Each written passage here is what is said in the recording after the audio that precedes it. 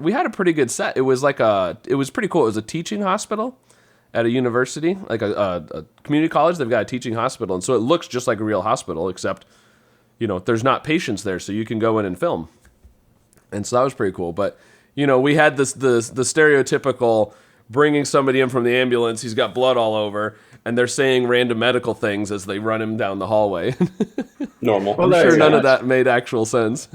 You got to sell the scene. And they said all of the things that everyone says in every TV show, like multiple lacerations and contusions. Like those are the words you expect to hear when someone's being moved through. And I think we had way too much blood.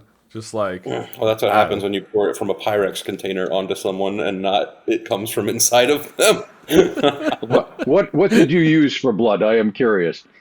We spent the night making it. It was a mixture of corn syrup and Kool-Aid and food coloring and everything that I could come up with to get it to just the right color.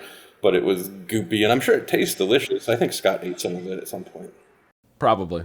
So I think every short film I've made, somebody has died in the short film.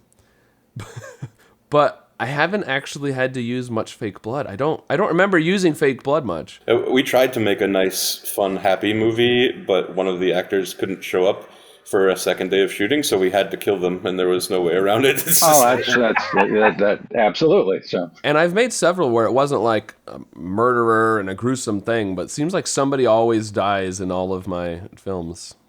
I don't know. That's how you get the emotions. It's something to talk about. Well, that's true. So if you're ever doing something where you're using fake blood and you're making it like out of corn syrup, if you're doing it where you are getting it on clothes and you want those clothes clean, add a clear dish liquid. Okay. And it will absolutely wash. Just don't eat it then. Wow. Good to know. Does it work on actual blood too? I was going to say, that's your...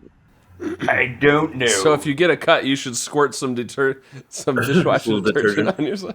Strobe Studios presents helpful tips for the murderer at large. That could be a podcast right there. That's right. Cleaning up the murders in the building. So. Cleaning up the murders in the building. I like that.